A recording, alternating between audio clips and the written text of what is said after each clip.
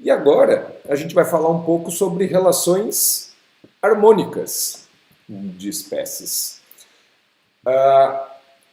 Eu sempre uso essa foto para que a gente possa discutir primeiro um aspecto. Tem um problema nessa foto, ou pelo menos, assim, de uma forma geral, dá para a gente identificar um problema nessa foto. Primeiro, se vocês não estão identificando, aquilo ali são flamingos, tá? São grandes populações de flamingos que existem pelo mundo, que eles se concentram em algumas épocas. Mas o que eu quero discutir com vocês não é isso. Veja que na prática ou na teoria essa foto mostra uma única população ou uma única espécie. E nós estamos querendo discutir, nós já estamos falando de comunidade, então nós estamos sempre discutindo relações harmônicas de comunidade. Nós poderíamos discutir relações harmônicas em termos de população, indivíduos que se ajudam dentro da população. Vocês, quando sentam para estudar junto, ou quando dividem a comida, ou quando permitem que uma pessoa veio de fora e durma na casa de vocês. Tudo isso são relações harmônicas, mas é em nível de população. E nós queremos discutir relações harmônicas em nível de comunidade, e nesse caso, essa foto caracteriza isso muito melhor, onde você tem, muitas vezes a gente pensa muito de relações harmônicas fauna-fauna, vegetação-vegetação, mas na verdade nós temos aqui uma relação harmônica, nesse caso, de uma abelha ou um inseto e a questão de polinização.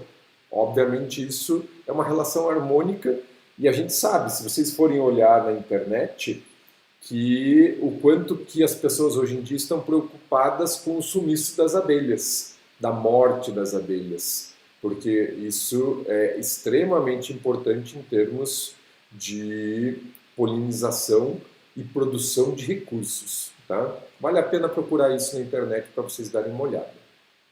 Então, falando das nossas... Nós vamos falar de algumas relações harmônicas, e é muito importante, só para que vocês entendam, veja, mutualismo. Talvez em algum livro que vocês procurem, vocês encontram outro nome. Nós vamos adotar esses nomes que eu estou mostrando nos slides. Então cuidem com isso. Vocês podem conhecer, inclusive, com outros nomes, tá certo? Para cada uma das nossas relações positivas. Então veja, uma relação positiva que se chama mutualismo.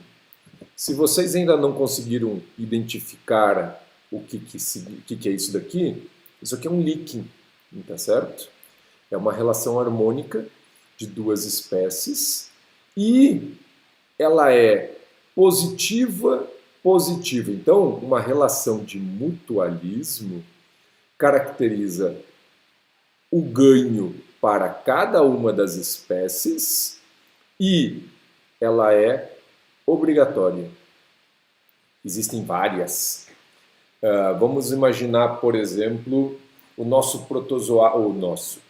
protozoário e o cupim. O cupim, para que ele possa comer madeira, o cupim não come madeira. Ele rói a madeira, ingere a madeira e existe um protozoário internamente que processa isso. Então veja, o protozoário ganha o alimento lá dentro e o cupim ganha energia. E pode ter uma série de outros fatores. Se você tirar o protozoário do cupim, você mata. Então, os dois ganham e ela é obrigatória. E isso existe vários outros. Por exemplo, a questão das bactérias no rumen da vaca e assim por diante. Então, ele é obrigatório. Para que a vaca possa digerir, fazer o processo de digestão, é necessário isso. Nós mesmos temos centenas, milhares de espécies no nosso trato digestivo, na nossa boca, por todo o corpo. Se vocês olharem, por exemplo, algumas pessoas têm os sabonetes hoje em dia garantem, né, 99% de limpeza das bactérias. Algumas pessoas dizem que é uma loucura a gente ficar limpando tudo, porque na verdade a gente precisa, inclusive, de várias dessas bactérias. A gente já está adaptado a esse processo. E várias delas são obrigatórias para nós. Então, quando a gente fala assim que a gente tem que manter a flora intestinal, a gente precisa daquilo. Sem essas bactérias, a gente não consegue sobreviver. Isso é mutualismo. Uma relação onde as duas espécies ganham e ela é obrigatória. Uma outra relação, veja só, onde as duas espécies ganham, mas não é obrigatório, é a protocooperação. Quando você vê a ave palito limpando os dentes do jacaré, ou essas espécies de peixe retirando parasitos da tartaruga, veja só, no caso da ave palito e do jacaré, não existe uma relação obrigatória. A ave palito consegue comida em outro lugar e o jacaré, apesar de ter um ganho, porque ele ganha uma limpeza nos dentes, ele consegue viver sem. Pode ser que ele não viva tanto, mas ele consegue viver. É uma relação não obrigatória entre eles. Da mesma forma, a limpeza que os peixes fazem aqui nessa tartaruga. Ela ajuda, então os dois têm ganho, um ganha comida e o outro ganha a limpeza. Como é que a tartaruga vai fazer uma limpeza em cima do casco? Ela não consegue virar, ela não consegue se coçar, ela não consegue... Então não tem como. Ela está ganhando essa limpeza. Então os dois ganham. Mas se isso não acontecer, não necessariamente a espécie é prejudicada. Então ela é não obrigatória. Tá certo? Aí nós vamos para a nossa terceira e última interação que eu quero discutir com vocês em termos harmônicos, que é o comensalismo. Algumas pessoas acham que o comensalismo, essa foto aí, vocês têm um tubarão e uma rêmora.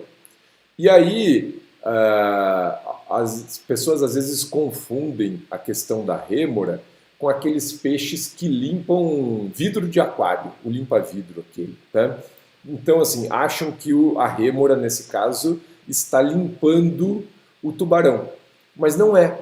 Na verdade, a rêmora está se favorecendo porque ela tem duas coisas fantásticas. Esse animal, estando nessa posição, primeiro, quando o tubarão comer alguma coisa, sempre vai sobrar um pouco de comida. E a outra é proteção. Então, essa rêmora está sendo altamente favorecida, enquanto, teoricamente, para o tubarão, ter esse peixinho grudado nele não faça diferença. Ele não vai ter, teoricamente, um desgaste energético maior, ele não está sendo sugado o sangue ou qualquer outra coisa, e, então, assim, ele não ganha nada para ter a rêmora ali. Ela não limpa ele não faz nada. Agora, a rêmora é altamente favorecida. Um outro caso muito clássico, e eu quero que vocês cuidem para não confundir com protocooperação, é o caso de quando vocês veem, por exemplo, garças caminhando próximo da vaca. Por que isso é uma relação de comensalismo? A garça consegue, quando ela está sozinha, ela consegue buscar alimento numa determinada profundidade do solo. O bico dela permite que ela fuce e ganhe comida até um certo ponto.